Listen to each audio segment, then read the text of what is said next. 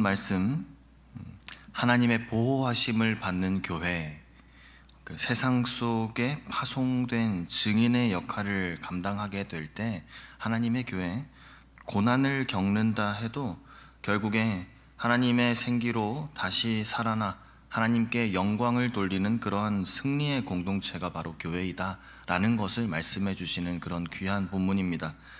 오늘 말씀을 통해서요, 하나님의 보호하심을 받는 교회는 결코 무너지지 않는다라는 이 사실과 세상 속에서 끝까지 증언의 사명을 감당할 수 있도록 하나님께서 지켜주신다, 이 두 가지 사실이 우리에게 소망이 되고 힘이 되게 하시는 그런 시간 되게 하시기를 소망합니다. 오늘 본문이 교회가 고난 속에서 어떻게 굳건히 설 수 있는가, 고난 가운데에서 교회가 어떻게 승리할 수 있는가, 어떻게 설 수 있는가에 대한 세 가지 그 비결을 알려주는 그런 본문인데요. 고난 가운데 교회가 설 수 있는 첫 번째 이미지는 바로 성전 측량입니다. 성전을 이렇게 측량하는 것인데요. 1절 말씀에 또 내게 지팡이 같은 갈대를 주며 말하기를 일어나서 하나님의 성전과 제단과 그 안에서 경배하는 자들을 측량하되, 요한이 갈대 같은 지팡이를 받아서 성전과 제단 또 거기서 경배하는 사람들까지 측량하라라는 명령을 받았습니다. 그런데 조금 특이한 것이 성전 뜰인 그 바깥 마당은 빼고 측량하라라고 하셨다는 것이죠. 이게 무슨 의미일까요? 성전 측량을 하는데 바깥 마당은 빼고 측량을 하라 하십니다. 명령하신 측량에 담겨진 의미가 있습니다. 그것이 뭐냐면은, 측량이 이렇게 자로 길이를 재는 것이지 않습니까? 그게 어느 정도 되는지 이렇게 가늠을 하는 것이죠. 근데 이 자로 길이 재는 것을 넘어서 이 하나님의 소유에 대한 하나님의 보호하심이라는 뜻을 가지고 있는 겁니다. 그러니까 하나님께서 여기부터 여기까지 내 거, 내가 지킨다, 이 말씀 지금 하고 계신 거거든요. 세상과 구별되는 그 거룩함을 상징하는 것이다, 그렇게도 이야기할 수 있습니다. 이렇게 해석할 수 있는 이유는 구약의 스가랴서에서도 이런 측량의 개념이 동일하게 등장을 했었습니다. 스가랴 말씀 2장 4절 5절 말씀 제가 봉독해 드리겠습니다. 이르되 너는 달려가서 그 소년에게 말하여 이르기를 예루살렘은 그 가운데 사람과 가축이 많으므로 성곽 없는 성읍이 될 것이라 하라. 여호와의 말씀에 내가 불로 둘러싼 성곽이 되며 그 가운데에서 영광이 되리라. 아멘. 하나님께서 이제 포로에서 돌아오는 그 예루살렘을 측량하시면서 보호하시겠다, 이렇게 약속하신 본문입니다. 성곽이 무너진 도시 같아 보이겠지만 하나님께서 직접 불성곽이 되어서 지켜주시겠다, 그렇게 약속하신 것이죠. 하나님의 소유이기 때문에 하나님께서 보호하신다. 하나님의 소유이기 때문에 하나님께서 보호하시는 이 성전은 거룩한 구별된 곳이다, 그런 이미지가 담겨 있습니다. 그러니까 오늘 본문에서도 성전을 측량하라 라는 이 말씀이 돌로 지은 건물 이것을 제어라가 아니라 믿음을 가진 성도들, 하나님의 교회 공동체, 하나님께서 교회를 측량하신 그 교회를 하나님께서 보호하신다, 이 의미가 담겨 있는 것이죠. 하나님께서 아시고 하나님께서 지키신다, 이런 뜻이 담겨 있는 말씀인 것입니다. 그런데 측량할 때에 그 성전 밖마당은 이방인에게 내어줘서 짓밟히게 된다, 이렇게 말씀을 하시죠. 2절 말씀에 성전 바깥 마당은 측량하지 말고 그냥 두라. 이것은 이방인에게 주었은즉 그들이 거룩한 성을 42달 동안 짓밟으리라. 무슨 말씀입니까? 겉으로 드러나는 그러한 교회의 모습이 때로는 공격을 받거나 어려움을 겪을 수 있다라는 말입니다. 그런데 하나님의 측량 안에 있는 그 영적인 본질, 그 정체성은 훼손하지 않는다, 절대 훼손하지 못한다. 왜냐하면 하나님께서 지키시기 때문에. 교회가 겉으로 보기에는 좀 약해 보이는 것 같고 공격받는 것 같이 그렇게 보일진 모르지만 그 중심은 안전하도록 하나님께서 측량하시고 하나님께서 지키시는 줄 우리가 믿습니다. 두 번째로 이 교회가 고난 가운데에서 어떻게 굳건하게 설 수 있는가에 대한 답을 두 증인이라는 이미지를 통해서 하나님 우리에게 보여주시는데요. 3절 말씀에 내가 나의 두 증인에게 권세를 주리니 그들이 굵은 베옷을 입고 1260일을 예언하리라. 이제는 세상으로 파송되는 증인이 2명 등장합니다. 이들의 모습을 보면은 이 두 증인이 굵은 베옷을 입고 있습니다. 입에서는 불이 나와서 그 원수를 삼켜버리는 그러한 강렬한 이미지의 두 증인입니다. 두 증인이 종말의 때에 나타날 그 2명의 인물, 이걸 얘기하는 게 아니라요, 교회 자체를 보여준다라는 해석으로 보는 것이 더 옳습니다. 증인, 두 증인이죠. 구약 성경에 나타나는 증인에 관련된 그런 구절들 가운데 뭐 둘 숫자 이러면 연관되어서 생각나는 거 있지 않으세요? 구약 율법에서 증언의 법적 효력을 가지기 위해서 최소 몇 명의 증인이 있어야 됩니까? 2명.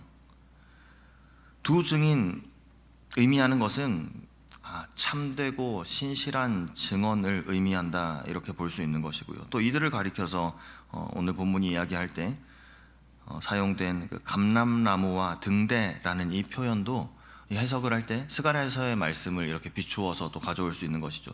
스가랴 4장 말씀에 보면은 또 이런 말씀이 나옵니다.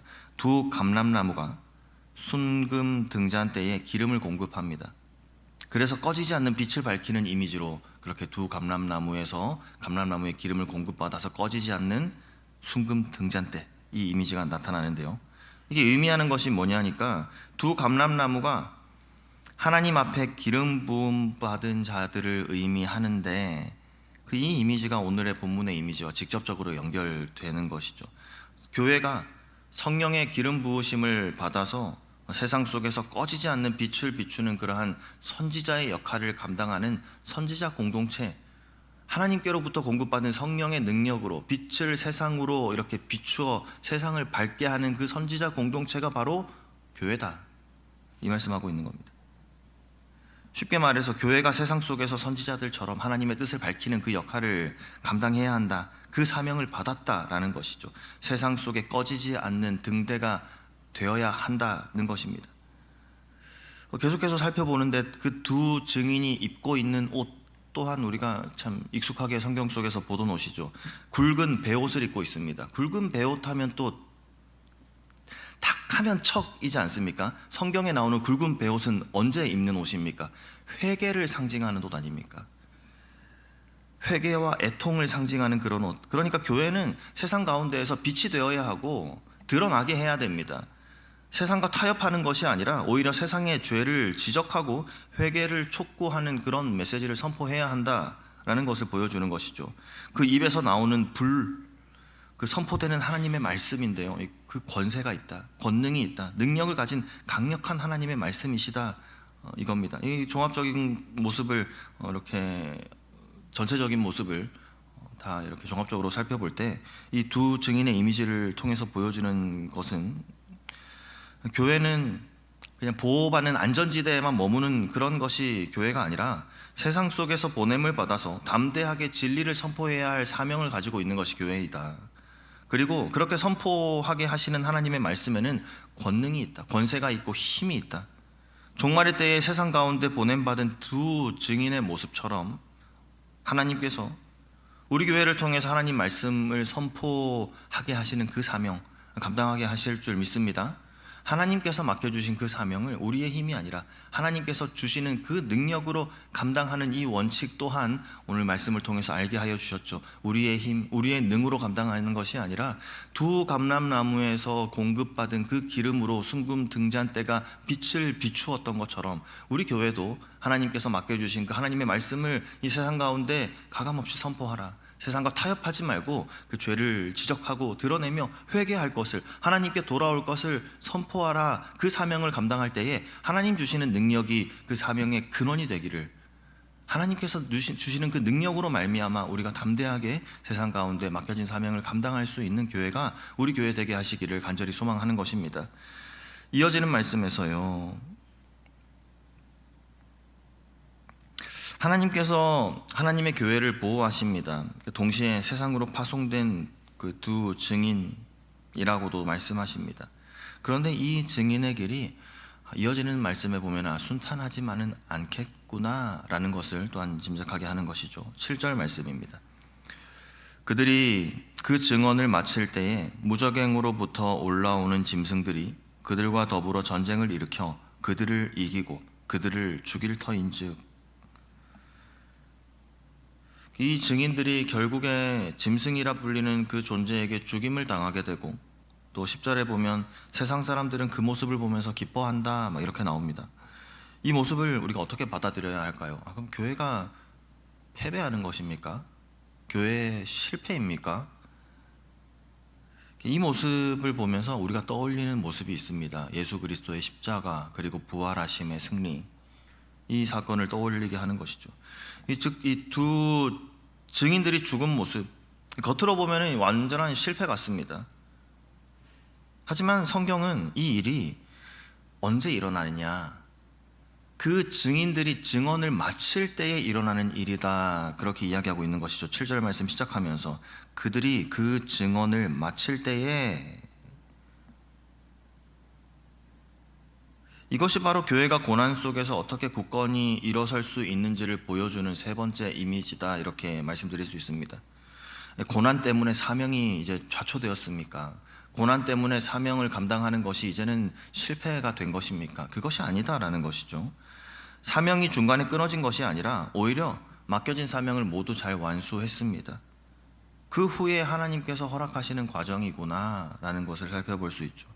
더 결정적인 것이 이 죽음이 끝이 아니더라라는 겁니다. 3일 반이라는 시간이 지난 이후에 하나님의 생기, 즉 생명의 숨결이 그들에게로 들어가니 그들을 살리시고 그들이 하늘로 이제 올려짐을 받는 그 본문이 기록되어 있는 것이죠. 11절 이하 말씀에 3일 반 후에 하나님께로부터 생기가 그들 속에 들어가매 그들이 발로 일어서니 구경하는 자들이 크게 두려워하더라. 하늘로부터 큰 음성이 있어 이리로 올라오라 함을 그들이 듣고 구름을 타고 하늘로 올라가니 그들의 원수들도 구경하더라.